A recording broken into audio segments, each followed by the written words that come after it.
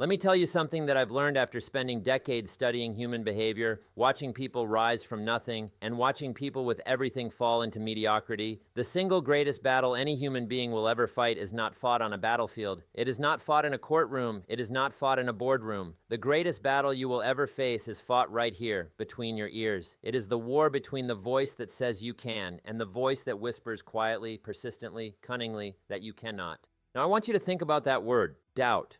Just sit with it for a moment. Doubt is a fascinating creature because it doesn't announce itself loudly. It doesn't knock on your door and say, "Hello, I'm here to destroy your future." No.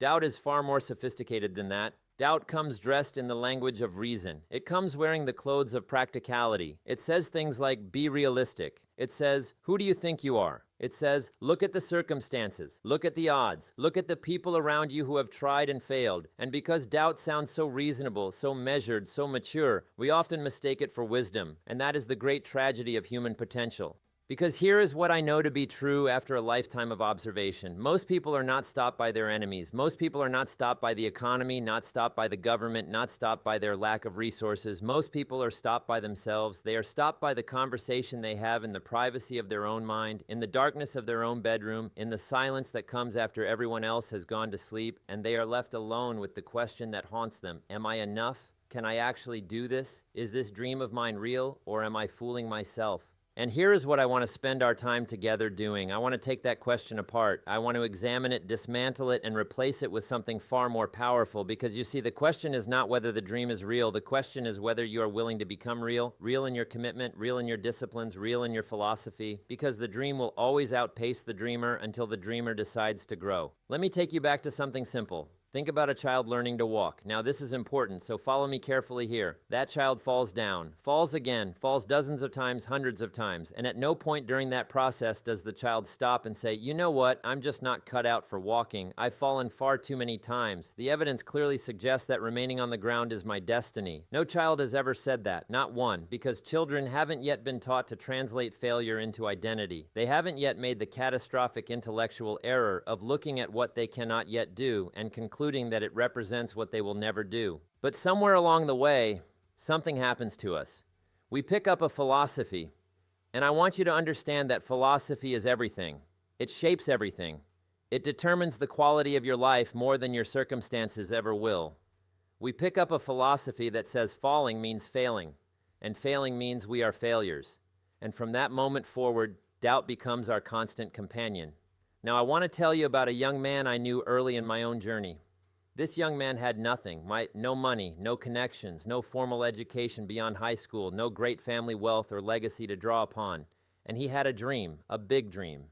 The kind of dream that seems almost laughable when you describe it against the backdrop of your current circumstances. And the people around him, well-meaning people, mind you, not cruel people, not evil people, they looked at this young man and they said, "Son, be careful, be practical. The world is a hard place and dreams don't pay the bills." And for a long time, this young man listened to them. He let their doubts become his doubts. He let their limited vision become the fence that defined the edges of his world. And he went through his days feeling the particular misery that comes not from hardship itself, but from knowing you are capable of more and choosing less. Because that is the sharpest pain there is. Not the pain of trying and falling short, but the pain of never trying at all, of spending your years wondering what might have been if only you had believed a little more fiercely, worked a little more deliberately, risked a little more courageously. That young man was me. And I'm telling you this not to make you feel sorry for me, because I don't feel sorry for myself. Not for a single moment of that period, because it taught me everything. I'm telling you this because I want you to understand that the voice of doubt is not unique to you. It is not a sign that you are weak or broken or somehow specially cursed. The voice of doubt is the universal human experience. Every great person who ever walked this earth had to confront it. Every entrepreneur who built something magnificent had to face that moment. Usually at 3 in the morning when the money is running low and the plan is not working and the people around them are quietly suggesting it might be time to quit, every single one of them had to face that voice and choose. And that choice, that single, magnificent, defining choice, is what separates the extraordinary from the ordinary. It is not talent. I have known tremendously talented people who died broke and bitter. It is not intelligence. I have known brilliant men and women who outsmarted themselves right out of success. It is not connections, not resources, not luck, not timing. It is that choice, the choice to look doubt directly directly in the face and say, "Not today. You do not get to have me today." Now let's talk about where doubt comes from, because I think it's important to understand the source of something before you attempt to overcome it. You don't fight an enemy you don't understand. And doubt has several origins, several tributaries that feed the river. The first source of doubt is other people. Now, I want to be careful here because I am not suggesting that the people who express doubt about your potential are necessarily malicious. Most of them are not. Most of them are expressing the limitations of their own experience, their own courage, their own willingness to dream. When someone looks at your goal and says, "That's not realistic," what they are often really saying is, "That would not be realistic for me, based on what I believe about myself and the world." They are projecting their own ceiling onto your sky. And if you are not careful, if you have not built a strong enough philosophy to withstand the gravity of other people's doubt, you will accept their ceiling as your reality. This is why I have always said that you must be selective, profoundly, deliberately, sometimes ruthlessly selective, about whose voice you allow to live in your head. Not everyone deserves a seat at the table of your inner dialogue. Not everyone has earned the right to define what is possible for you. Some voices should be welcomed, honored, respected, and some voices, no matter how familiar they are, no matter how much affection you have for the people speaking, some voices must be listened to politely and then set aside the way you'd set aside advice about brain surgery from someone who has never opened a medical textbook. The second source of doubt is past experience. Now, experience is one of the great teachers, but only if you interpret it correctly, and most people don't. Most people look at a past failure and extract from it the wrong lesson entirely. They look at a business that didn't work and conclude that they are not business people. They look at a relationship that ended badly and conclude that they are not worthy of love. They look at a goal they set and didn't reach and conclude that goal setting itself is a fool's game. These are the wrong lessons. They are natural lessons, they are understandable lessons, but they are wrong. The right lesson from a failure is always about what to adjust, what to learn, what to develop, what to do differently. The right lesson is never about identity. The right lesson is never, "I am not capable." The right lesson is always, "I now know something I didn't know before, and that makes me more capable than I was yesterday." The third source of doubt is the gap between where you are and where you want to be. And this one is perhaps the most insidious because it is born not from pessimism, but from realism, or what appears to be realism. You look at the distance between your current circumstances and your dream, and the distance seems so vast, so overwhelming, so impossible to traverse, that your mind begins to suggest, gently at first, then with increasing insistence, that perhaps the journey is not worth beginning. But here's the principle I want to give you. You don't have to see the entire staircase to climb the first step. And when you climb the first step, you will be able to see the second. And when you climb the second, you will be able to see the third. The staircase reveals itself to those who climb it. It does not reveal itself to those who stand at the bottom and demand to see the top before they commit to moving. Life simply does not operate that way. Courage comes after commitment, not before it. You do not feel brave and then take action. You take action, and the bravery follows. Now let me talk about determination because we've spent some time with doubt and now I want to give you the antidote. Determination, real unstoppable determination, is not simply willpower. I think we've confused these two things and the confusion has cost many people dearly. Willpower is a limited resource. It depletes, it runs dry, it fails you at exactly the moments you need it most. We've all experienced this. We've all had moments where we knew exactly what we should do and couldn't bring ourselves to do it, not because we lacked intelligence or desire, but because willpower alone is a fragile foundation on which to build a life. Unstoppable determination is built on something far more durable than willpower. It is built on philosophy, on a set of beliefs about yourself and the world that are so deeply rooted, so thoroughly examined and chosen, that circumstances cannot easily shake them. It is built on purpose, on the understanding not just of what you want to achieve, but of why the achievement matters, why it is worthy of your best energy and your finest years. And it is built on disciplines, the small, consistent daily actions that compound over time into extraordinary results.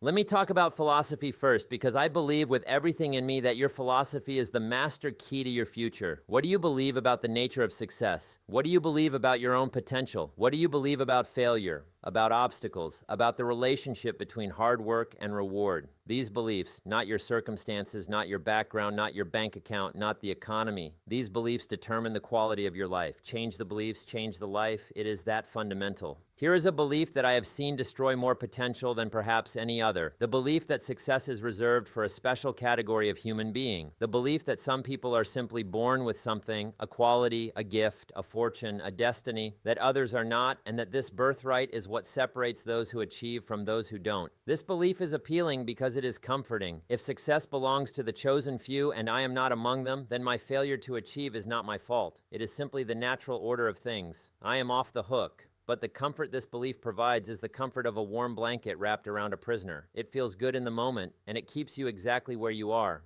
The truth, the beautiful, liberating, sometimes terrifying truth, is that success is not reserved for a special category. Success is available to anyone willing to pay the price of it. Now, that price is real. I'm not going to stand here and tell you that the road is easy or that all you need to do is believe hard enough and the universe will conspire in your favor. That is not what I've observed, and I've spent a lifetime observing. The price of success is discipline, consistent effort over a sustained period of time, a willingness to learn and grow and adjust, the courage to keep moving in the face of disappointment, and the wisdom to keep refining your approach until you find what works. That is the price. It is a fair price. It is a price that anyone can choose to pay, but it must be chosen and it must be paid every single day. Now let's talk about purpose, because I find that people who have a clear, compelling reason, who know not just what they want, but why they want it, who understand the deeper meaning behind their goal, these people sustain their determination through conditions that would break people who are simply chasing an outcome.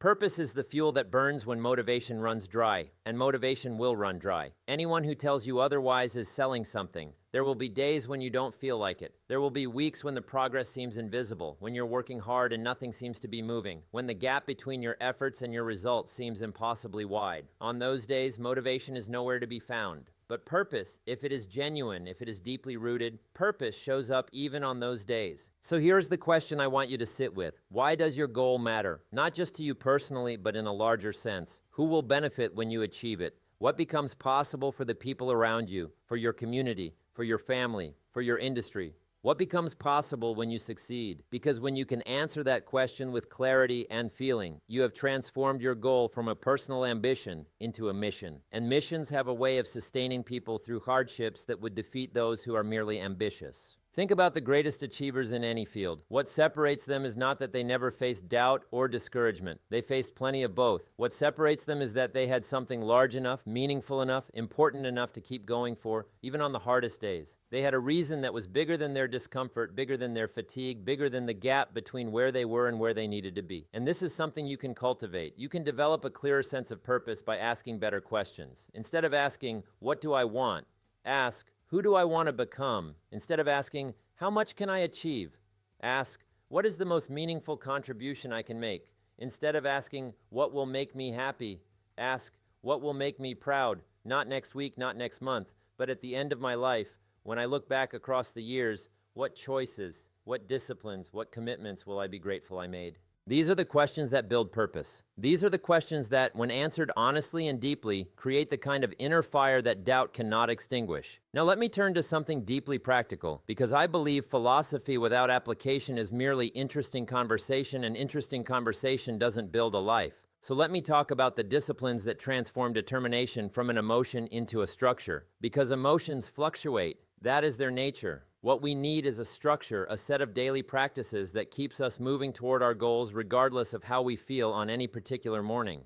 The first discipline I want to talk about is the discipline of reading. I have always believed that readers are leaders. Not because reading is magic, not because picking up a book will automatically transform your circumstances, but because the person who reads becomes a different person than the person who doesn't. They accumulate perspectives, strategies, wisdom, and understanding at a rate that the non-reader simply cannot match. And that accumulated wisdom begins to change the way they see every situation, every challenge, every opportunity. If you're going to turn doubt into determination, you need to feed your mind with material that supports the belief in your own potential. You need to deliberately and consistently consume ideas that expand your vision of what is possible. Because left to its own devices, the human mind is a remarkably conservative instrument. It gravitates toward the familiar, the comfortable, the established. It resists the new, the challenging, the untested. This is not a flaw. It is a feature built in for survival. But survival-level thinking does not produce extraordinary results. You have to override the comfortable with the deliberate. You have to choose every day to put ideas into your mind that expand rather than contract your sense of what you can achieve.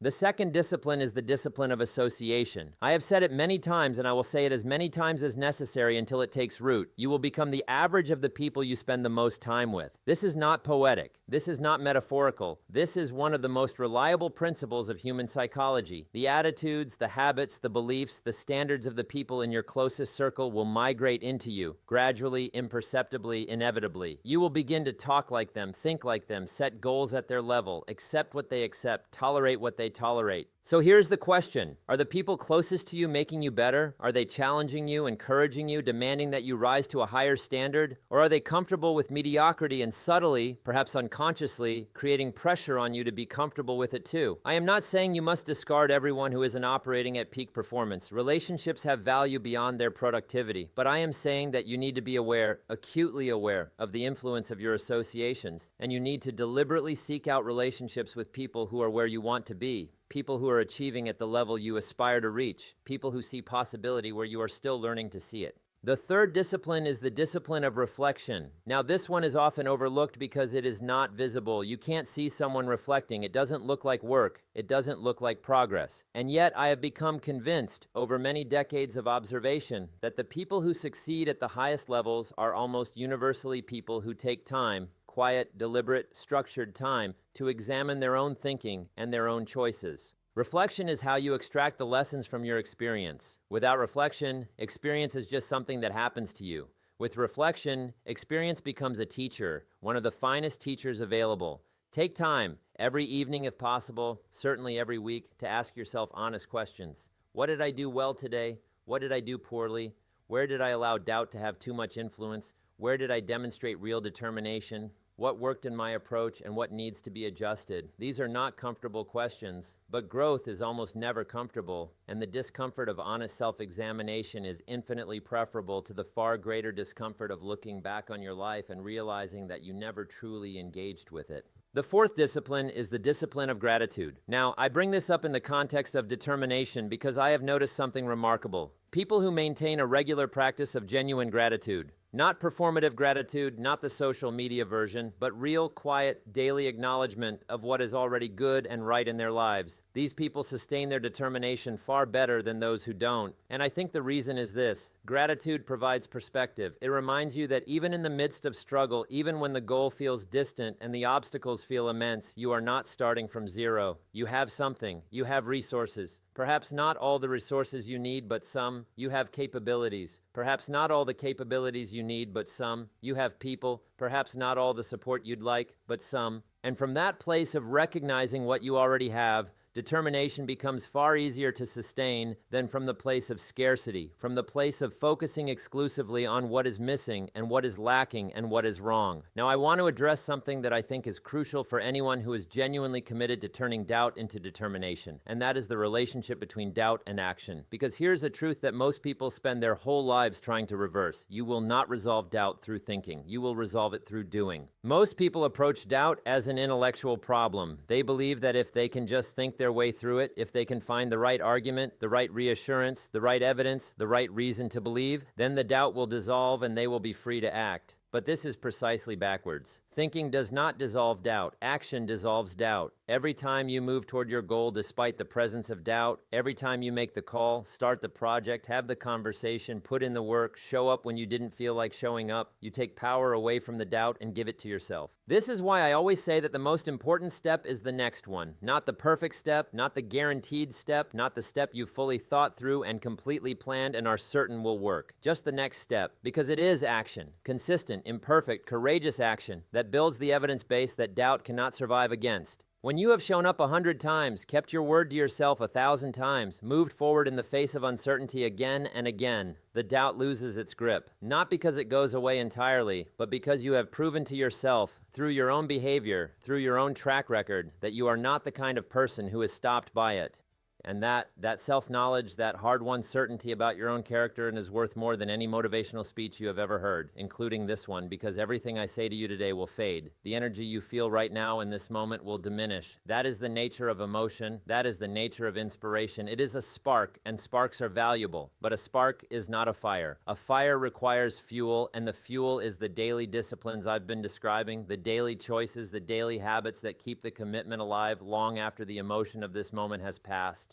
So let me ask you something directly. When you leave this room today and when you return to your life, your responsibilities, your challenges, your routines, What will be different? If the answer is nothing, then what we've shared today has been pleasant but not powerful. And I don't want pleasant, I want powerful. I want you to walk out of here with something that changes the trajectory of your life. So let's make it concrete. What is the doubt that has been following you? What is the goal that sits in the corner of your heart that you think about in quiet moments that you've perhaps half started and abandoned or fully imagined and never begun? What is the thing that, if you achieved it, would make you feel that your time here was well spent? Name it. Not to me, but to yourself. Name it with clarity and honesty. Now ask yourself, what would the person who has already achieved that goal look like? Not what would they have, but who would they be? What would they believe about themselves in the world? What habits would they practice every day? What standards would they hold themselves to? What would they read? Who would they associate with? How would they respond to setbacks and disappointments? How would they talk to themselves in the moments when progress is slow and doubt is loud? Because here is the insight that changes everything. You don't have to wait until you've achieved the goal to become that person. You can start becoming that person right now, today, before the evidence supports it, before the circumstances confirm it, before the results appear. You can begin practicing the philosophies, the disciplines, and the behaviors of the person you intend to become. And as you practice them, you will gradually, steadily, irresistibly become them. This is the great secret that very few people discover and even fewer act upon. They believe they need to first have the success and then they will become successful. But it works the other way. You first become the kind of person who produces success in your thinking, your habits, your standards, your disciplines, and then the success follows as a natural, inevitable consequence.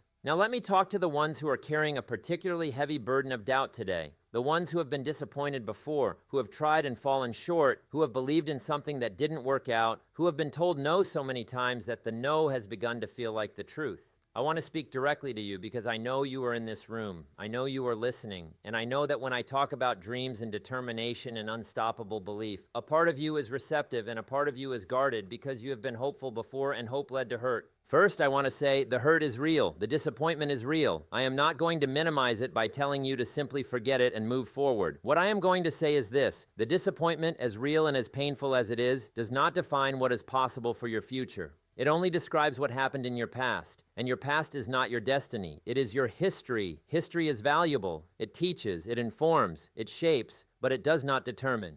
You determine. Every day, with every choice, you determine.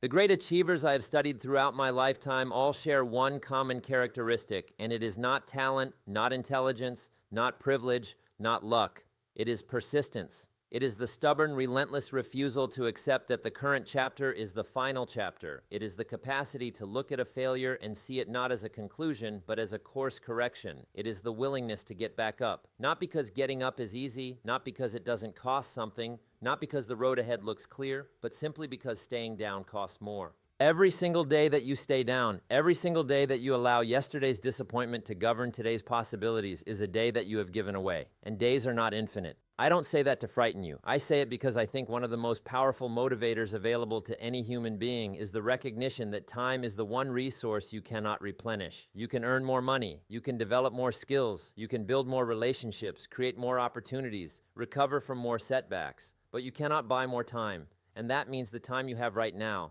this moment, this day, this season of your life, is precious in a way that nothing else is. So the question I want you to carry with you, not just as an intellectual exercise, but as a genuine reckoning, is this: am I spending my time in a way that I will be proud of? Am I investing my days into the life I want to live, or am I allowing my days to pass in the comfortable, quiet, ultimately hollow pursuit of avoiding the risk of disappointment? Because here is what I have come to understand about the human spirit. It is remarkable in its resilience, astonishing in its capacity to recover and rebuild and begin again. But it is fragile in one specific way. It cannot withstand the prolonged experience of knowing it is capable of more and choosing less. That particular experience, that particular betrayal of one's own potential, has a corrosive effect on the spirit that time alone does not heal. It requires action. It requires a decision. It requires you to look at the life you are living and the life you are capable of living and choose once and for all to close the gap. I believe you are capable of more, not because I know your specific circumstances, not because I've seen your resume or your bank statement or your past record of achievement. I believe you are capable of more because you are here. Because you are listening? Because somewhere inside of you, beneath the doubt and the discouragement and the weight of everything that hasn't worked out yet, there is a conviction, stubborn, persistent, unwilling to be entirely silenced, that your story is not finished, that there is still something in you that has not yet been expressed, some contribution that has not yet been made, some version of your life that has not yet been lived. That conviction is not an accident. It is not wishful thinking. It is the truest thing about you. And determination is nothing more than the decision to honor it. Now, let me bring this together because we've covered a great deal of ground, and I want to make sure that what you leave with is not a collection of interesting ideas, but a coherent and actionable understanding of how to actually do this. How to actually take the doubt you've been carrying and transform it into the fuel that drives you forward. The first thing you must do is examine your philosophy. Sit down, today, not tomorrow, not next week, today, and write down what you actually believe about your potential. Not what you think you should believe, not the socially acceptable answer. What do you actually believe in the honest privacy of your own heart? And then examine each belief.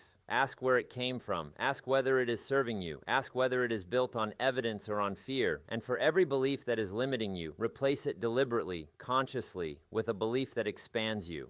The second thing you must do is clarify your purpose. Get specific, get deep, go beyond the surface of what you want and excavate the why beneath it. Write it down, make it vivid, make it personal, make it big enough to be worth fighting for, because you will have to fight for it, not against the world, but against the part of yourself that prefers safety over significance. And you will win that fight more consistently when you have a purpose that is large enough and meaningful enough to justify the effort. The third thing you must do is establish your disciplines. Identify the 3 to 5 actions that, practiced consistently, will move you toward your goal. Not 100 actions, 3 to 5. Focus matters enormously. What will you read? Who will you seek out? What skills will you develop? What daily habits will you build? Commit to these disciplines not as a wish, but as a decision, a real decision, the kind that changes your behavior, not just your intentions. The fourth thing you must do is take action today. Not a big action necessarily, not a dramatic, irreversible leap into the unknown, but something. One step, one call, one email, one page written, one conversation initiated, one boundary drawn, one new habit begun. Because the moment you take that action, the moment you move toward your goal despite the presence of doubt, you have already begun to transform. You have already proven something to yourself that no speech, no book, no mentor can prove for you, that you are capable of choosing courage over comfort. And once you've proven it once, you can prove it again and again and again, until the pattern is established, until the identity is formed, until you are no longer someone who wants to be determined. You are someone who is determined. And I want to close with this thought because I think it is perhaps the most important thing I've said today, though it is also the simplest. You can do it. Not as a cliche, not as a cheerful platitude designed to make you feel good for 10 minutes before reality reasserts itself, but as a genuine assessment based on everything I have studied and observed about the nature of human potential. You can do it. The goal you carry, the dream that keeps you awake, the version of your life that you have imagined and longed for and perhaps almost given up on, you can do it. Not because it will be easy, it won't be. Not because you won't face doubt, you will. Not because the obstacles won't be real, they will be very real. You can do it because the capacity for determination, genuine, unstoppable, life-changing determination, is not a gift bestowed on a select few. It is a decision available to every person who is willing to make it and to keep making it day after day in the face of everything that argues against it. The doubt will speak, it has always spoken, and it will always speak, but you get to decide whether it speaks loudly or softly in your life. You get to decide whether it sits in the driver's seat or whether it rides in the back, acknowledged but not obeyed. You get to decide whether the next chapter of your story is written by your fears or by your commitment. You get to decide. And here is my deepest conviction, the thing I want to leave you with, the thing I want echoing in your mind long after you've left this place. The deciding is yours, not fate's, not circumstances, not the economy's, not your past's, not the doubters. Yours. You are not a leaf blown by the winds of what has happened to you. You are a person endowed with the extraordinary capacity to choose your philosophy, your associations, your disciplines, your response to adversity, your standards, your commitment. Use that capacity fully. Use it deliberately. Use it every single day. Because at the end of this life, what we will cherish most are not the moments when things were easy and the path was clear and success came without cost. What we will cherish most are the moments when we were afraid and we moved anyway. When the odds were against us and we refused to accept them. When doubt was loud and we chose determination louder still. Those are the moments that define us. Those are the moments that make a life. You have those moments ahead of you. Many of them. More than you can currently imagine. All of them available to you, all of them waiting on the one decision that opens the door to everything else. The decision to believe, Not blindly, not naively, not without counting the cost, but genuinely and with full commitment that you are enough, that your dream is worthy, that the journey is worth every difficulty it contains, and that no matter how loud the voice of doubt has been in your life until now, from this day forward, the voice of determination will be louder. You can do it. I believe it. More importantly, I need you to believe it. And most importantly of all, you need to go and prove it. Not to me, not to the people who doubted you, to yourself, because the greatest victory you will ever achieve is the one you claim in the privacy of your own character. The moment when you know, beyond any argument, beyond any doubt, that you're the kind of person who keeps going. Go be that person. The world is waiting.